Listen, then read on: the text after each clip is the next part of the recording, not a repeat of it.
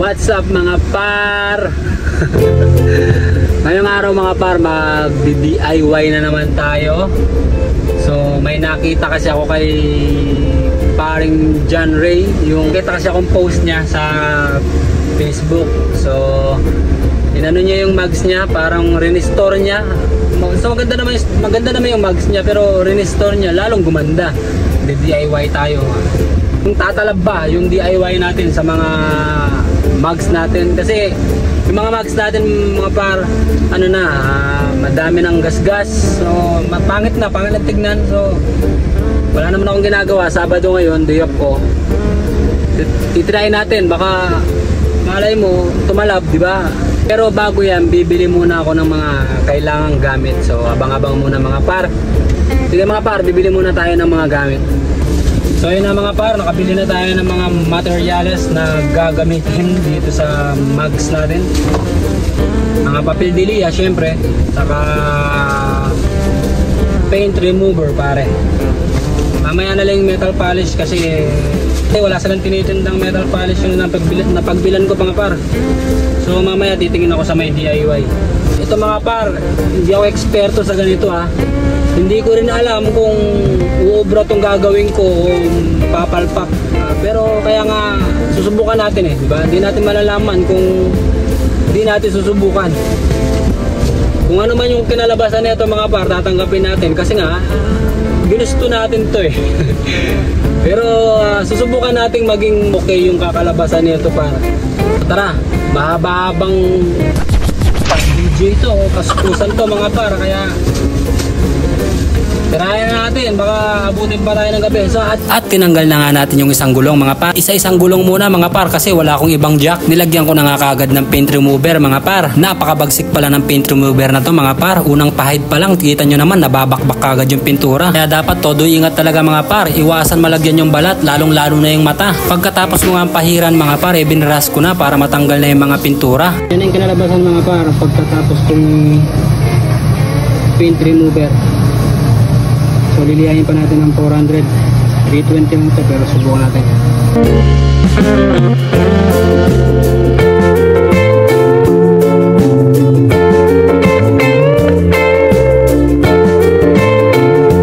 Yun, may tama pala yung mugs natin par, kaya pala pininturahan nila.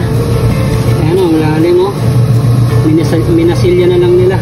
Pinadrain ko para medyo magpantay, pero subukan natin kung hanggang saan lang yung kaya natin.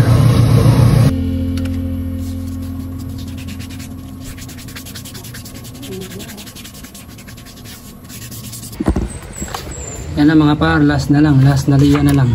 Yung 1,000 lang na liya. Ganyan na itsura nyo. Nung naliya ko siya ng 400, 600, 800, tapos 1,000. Medyo ko may ano na, may kintab na siya, di ba? So wala pa siyang, hindi pa siya naliya ng 1,000, wala pa siyang metal polish. Okay, abang-abang lang mga par. Ayan na siya par.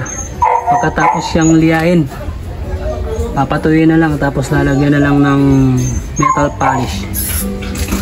Alright, ito yung metal polish na gagamitin natin mga par. Wala yung isang brand. Subukan natin.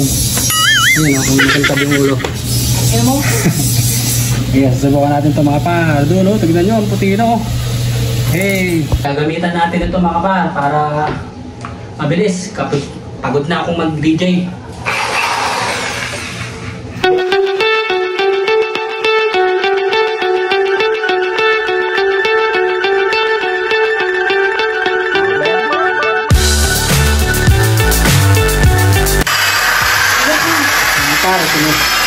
Kunin na tayo ng music.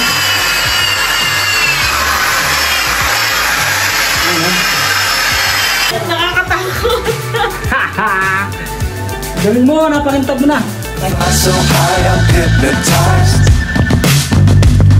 What's up is down, what's left is right. Chasing stars and holding you. I can't see the end, but we'll see it through. Alright mga par, ito na yung finished product. Pakintab namin siya par. Ay, 3 gulong pa mga par. Nakakapagod mag-kiss. Okay lang yan. Sige mga par, tatanggalin ko muna ng isang ligid, isang gulong. Ayun na nga par, natapos na. Nakatapos lang, alas 4 na ng hapon. Tignan nyo na lang yung kinalabasan, okay naman siya pare. Hindi siya totally makintab pare kasi nga tinabad na ako magliha dahil nahabol ko yung oras, maggagabi na. Gusto ko yung apat na magse madali ko ngayong araw kasi bukas may trabaho na. So dahan-dahanin ko na lang siyang metal polish niyan, at least natanggal na yung pintura at hindi na siya pangit tignan, diba?